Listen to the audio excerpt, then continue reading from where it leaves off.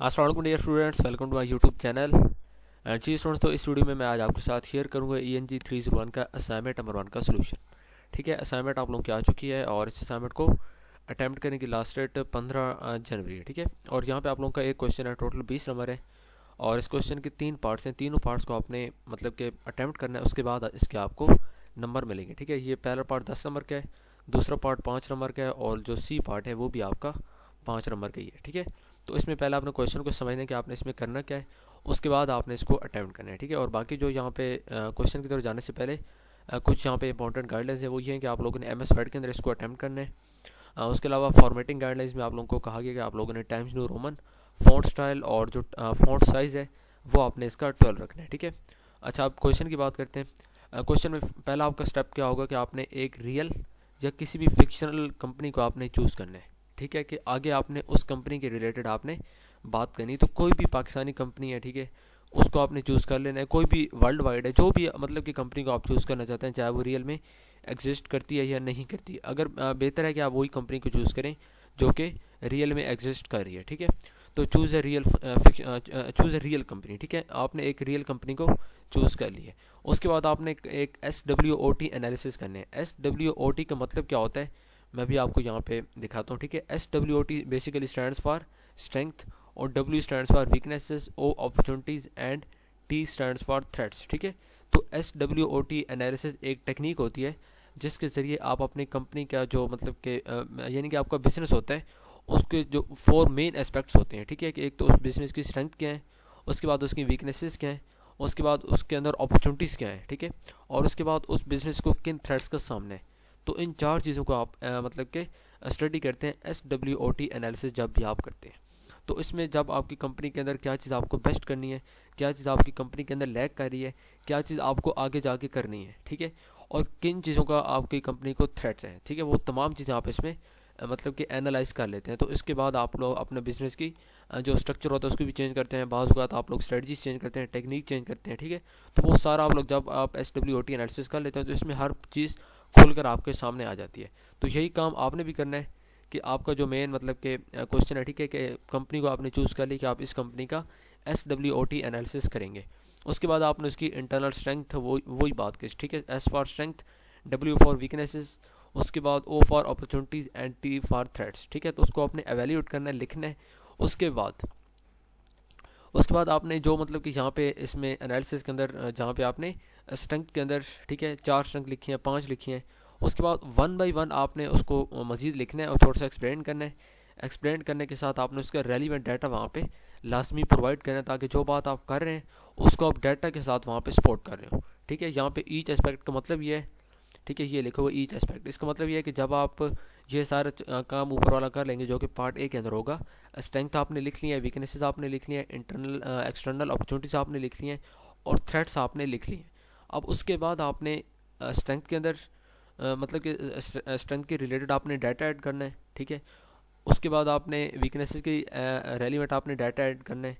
इसी तरह अपॉर्चुनिटीज़ और देन थ्रेट्स के रिलेटेड आपने आगे फर्दर डाटा ऐड करना है, जो कि ये सपोर्ट करेगा कि आप जो बात कर रहे हैं वो वाकई ऐसी है। ठीक है, तो ये इसके 5 नंबर आपको मिलने हैं। उसके बाद लास्ट पार्ट है, तो लास्ट पार्ट के अंदर आपने कंपनी को कुछ गाइडलाइंस देनी है। ठीक है, कि मतलब कि आपने कुछ चीज़ें रेकमेंड करनी है जो कि कंपनी को आगे जाकर उनके लिए फ़ायदा मंद हों।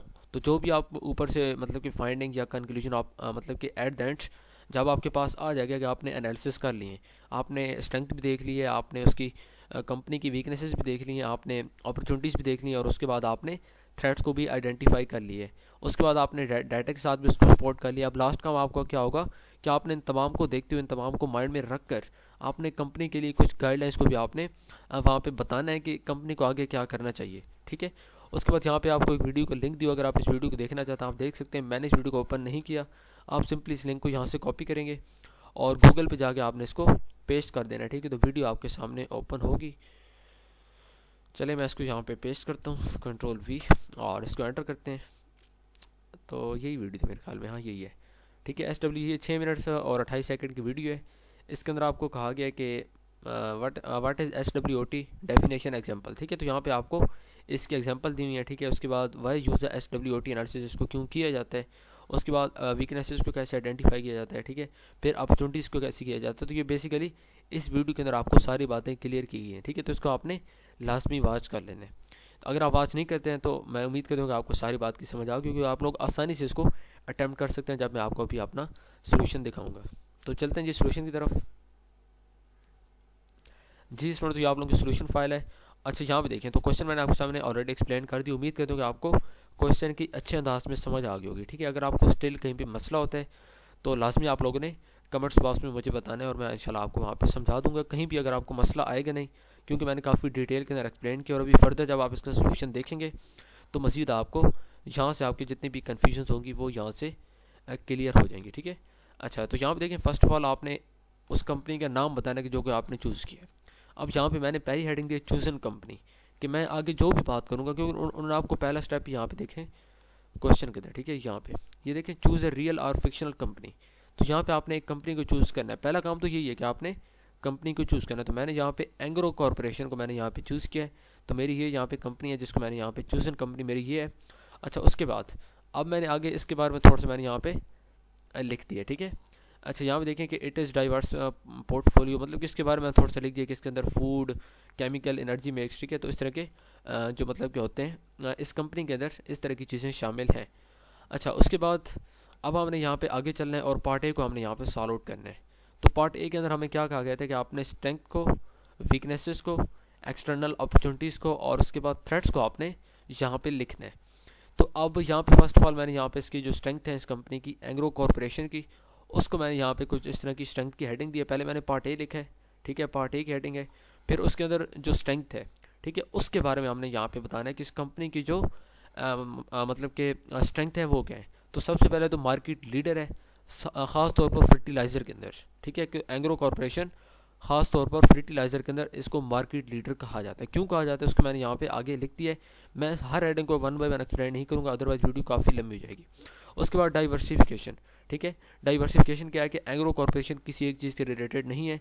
यहाँ पे आपको तकरीबन मतलब कि कई तरह की आपको यहाँ पे जो अशिया है वो आपको देखने को यहाँ पे मिलती हैं जिनको कंपनी कवर कर रही है। उसके बाद फाइनेंशियल स्टेबिलिटी है कि कंपनी मतलब कि काफ़ी हद तक फाइनेंशियल स्टेबल है। उसके बाद स्ट्रॉन्ग कॉर्पोरेट गवर्नेंस, ठीक है। तो उसमें क्या, इसका क्या मतलब है कि कंपनी के जो गवर्नेंस का सिस्टम है वो काफ़ी ज़्यादा स्ट्रॉन्ग है, ठीक है, क्योंकि ये जो इंटरनेशनल बेस्ट प्रैक्टिस है उनको फॉलो कर रही है और उसमें जो टॉप टैलेंट होता है, ठीक है, उसको यहाँ पे ये लोग मतलब कि यानी कि हायर करते हैं। तो यहाँ पे ये कुछ इसकी स्ट्रेंथ हमने लिख ली हैं। उसके बाद मतलब कि जो पॉजिटिव एस्पेक्ट्स होते हैं इस कंपनी के वो हमने यहाँ पे मेंशन कर दिए। उसके बाद सेकंड पार्ट में हमने क्या करना है, सेकंड पार्ट नहीं, सेकंड हेडिंग है वीकनेसेस। वीकनेसेस के अंदर हमने इस कंपनी की जो मतलब कि यानी कि कमज़ोरी हैं उनको हमने जिक्र यहाँ पे करना है। तो पहली इसकी बड़ी कमज़ोरी क्या है कि ये सबसे ज़्यादा रिलाई करती है एग्रीकल्चर के ऊपर, ठीक है, एग्रीकल्चर के ऊपर इसका बहुत ज़्यादा इन्हिसार है। उसके बाद इसका जो एक्सपोर्ट एक्सपोजर है वो भी इसका लिमिटेड है, ठीक है, क्योंकि डोमेस्टिक एसेस इसके पास बहुत ज़्यादा है। उसके बावजूद भी इसका जो मतलब कि 10% रेवेन्यू है वो एक्सपोर्ट से आता है। उसके बाद high reliance on imported inputs, ठीक है। उसके बाद कंपनी की जो चीज़ें बनाने मतलब कि चीज़ें जो बनाई जाती हैं इसमें कंपनी में, उसमें जो इनपुट्स यूज़ होते हैं, ठीक है, जो मतलब कि जिन चीज़ों से आगे फर्दर ये चीज़ें बना रहे हैं तो वो जो इनपुट्स हैं वो इम्पोर्टेड हैं। तो उसके ऊपर इस कंपनी का ज़्यादा मतलब कि कंपनी रिलाई कर रही है। उसके बाद brand perception in certain sectors, ठीक है। उसके बाद मतलब कि अभी इसमें सम सेक्टर्स के अंदर एडिबल बाज़ार के अंदर, ठीक है। उसके बाद मतलब कि और कई चीज़ें हैं जिसके अंदर जो एंग्रो कॉर्पोरेशन है इनको थोड़ा सा कंपटीशन फेस करना पड़ा है जो कि लोकल ब्रांड से जो कि ऑलरेडी एस्टेब्लिश थे, ठीक है। तो इसकी वजह से जो इनको अब मतलब कि आगे रिकर्सिव मार्केटिंग स्ट्रेटजीज को यूज़ करना चाहिए ताकि मार्केट शेयर को ये लोग हासिल कर लें। तो यहाँ पे वीकनेसेस था, वीकनेसेस को जिक्र कर लिया। इसके बाद अपॉर्चुनिटीज़, ठीक है। तो इस कंपनी के अंदर जो अपॉर्चुनिटीज़ है वो क्या है कि growing population and changing food consumption patterns. तो इसका क्या मतलब है कि पाकिस्तान की पॉपुलेशन बढ़ रही है और उसके जो फूड कंजम्पशन के पैटर्न्स हैं वो भी चेंज हो रहे हैं। तो इससे कंपनी को क्या फ़ायदा हो सकता है कि ये आपने जो मतलब कि इनकी अशिया हैं उनको आप ये मज़ीद एक्सटेंड कर सकते हैं, उसके अंदर मज़ीद नई नई चीज़ें लेके आ सकते हैं, स्पेशली जो सेहत के मामलात में अच्छी हों, ठीक है। उसके बाद गवर्नमेंट फोकस ऑन एग्रीकल्चर। तो इसमें यह है कि अब पाकिस्तान की गवर्नमेंट भी अगर एग्रीकल्चर को फोकस कर रही है या पहले करती है तो इससे भी जो इसके मतलब कि एंग्रो कॉर्पोरेशन है इसको फ़ायदा हो सकता है क्योंकि ये लोग रिलाई ज़्यादा एग्रीकल्चर के ऊपर करते हैं। उसके बाद रिन्यूएबल एनर्जी पोटेंशियल, ठीक है।